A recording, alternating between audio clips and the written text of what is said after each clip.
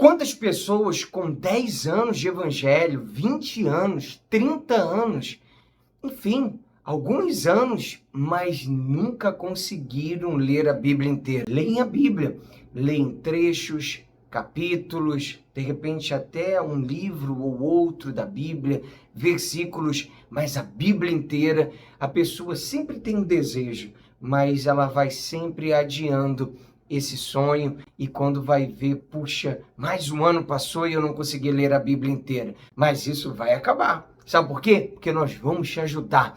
Nós vamos segurar nas suas mãos e vamos te acompanhar numa linda maratona de leitura bíblica.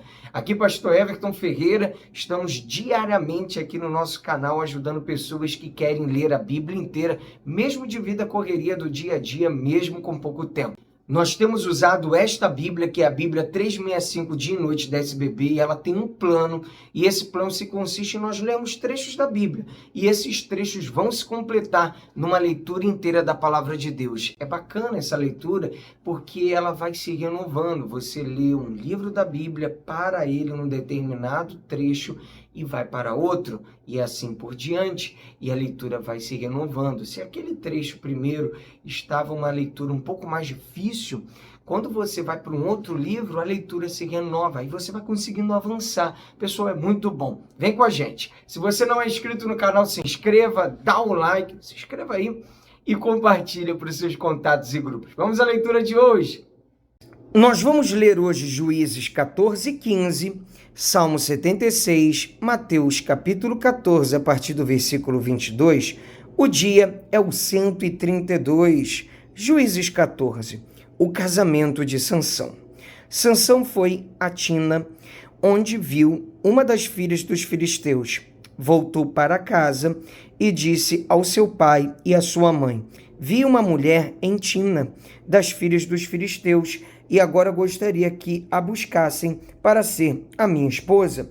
Porém o seu pai e a sua mãe lhe disseram: será que não há mulher entre as filhas de seus parentes ou entre todo o nosso povo para que você tivesse de ir procurar uma esposa no meio dos filisteus, aqueles incircuncisos? Mas Sansão disse ao seu pai: busquem essa mulher para mim, porque é só dela que me agrado. Mas o seu pai e a sua mãe não sabiam que isto vinha do Senhor, pois este procurava ocasião contra os filisteus, porque naquele tempo os filisteus dominavam sobre Israel. Sansão foi com o seu pai e a sua mãe em Tina. Quando chegaram às vinhas de Tina, eis que um leão novo, rugindo, saiu ao encontro dele. Então o Espírito do Senhor de tal maneira se apossou de Sansão que ele rasgou o leão como quem rasga um cabrito, sem nada ter nas mãos. Sansão, no entanto, não contou nem a seu pai, nem a sua mãe o que havia feito. Então ele foi e falou com aquela mulher, e dela se agradou. Depois de alguns dias voltou para casar com ela, e afastando-se do caminho para ver o corpo do leão morto, eis que havia nele um enxame de abelhas com mel. Pegou o favo nas mãos e se foi, andando e comendo dele. Quando chegou onde estavam, o seu pai e a sua mãe deu-lhes um pouco do mel, e eles comeram. Mas Sansão não lhes contou que havia tirado o mel do corpo do leão. O enigma de Sansão. O pai de Sansão foi à casa daquela mulher, e Sansão deu ali um banquete, como os moços costumavam fazer. Quando os filisteus viram Sansão, convidaram 30 companheiros para estarem com ele. Então Sansão lhes disse: vou propor um enigma para que vocês o decifrem. Se nos 7 dias das bodas vocês puderem decifrá-lo e me explicar o seu significado, darei a vocês 30 túnicas e 30 mudas de roupa. Se não puderem me explicar o significado, vocês me darão as 30 túnicas e as 30 mudas de roupa. E eles disseram: apresente-nos o enigma, queremos ouvi-lo. Sansão disse: do que come saiu comida, e do forte saiu doçura. E em 3 dias não puderam decifrar o enigma. No 4º dia disseram à mulher de Sansão: convença o seu marido a nos explicar o enigma, do contrário vamos pôr fogo em você e na casa de seu pai. Vocês nos convidaram para poderem se apossar do que é nosso. não foi? Então a mulher de Sansão chorou diante dele e disse: você só me odeia, você não me ama, pois você deu aos homens do meu povo um enigma a decifrar e ainda não me contou o significado. Mas Sansão respondeu: olha, nem para o meu pai, nem para a minha mãe eu contei o significado do enigma. E acha que eu iria contar para você? Ela chorou diante dele os 7 dias em que celebravam as bodas. No 7º dia, Sansão disse a resposta, porque ela não parava de importunar. Então ela declarou o enigma aos homens do seu povo. Assim, no 7º dia, antes do pôr do sol, os homens daquela cidade disseram a Sansão: que coisa é mais doce do que o mel e mais forte do que o leão? E Sansão respondeu: se vocês não tivessem lavrado com a minha novilha, nunca teriam descoberto o meu enigma.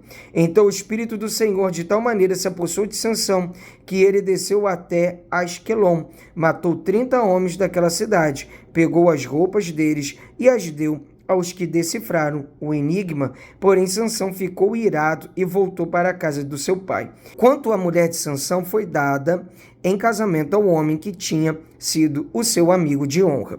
Sansão põe fogo nos campos dos filisteus.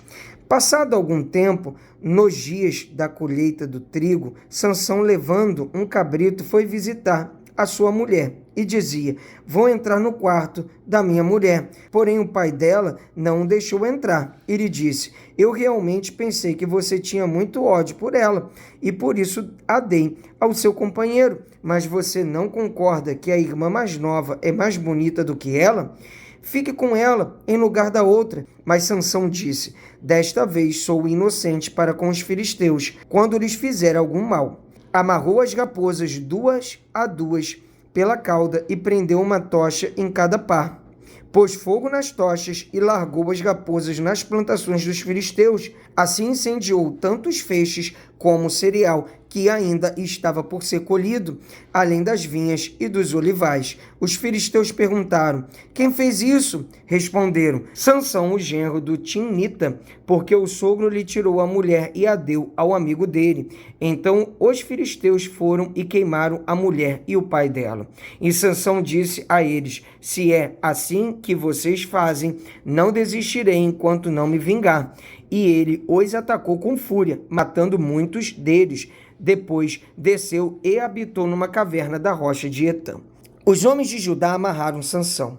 Então os filisteus subiram e acamparam em Judá, espalhando-se por Leí. Os homens de Judá perguntaram aos filisteus: por que vocês estão nos atacando? Responderam: viemos prender Sansão para fazer com ele o mesmo que ele fez conosco.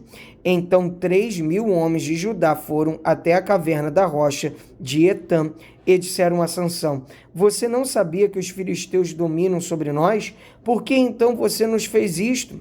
Ele lhes respondeu: assim como fizeram comigo, eu fiz com eles. Os homens de Judá disseram a Sansão: viemos para amarrar você, para o entregar nas mãos dos filisteus. Sansão disse: jurem para mim que vocês não me matarão.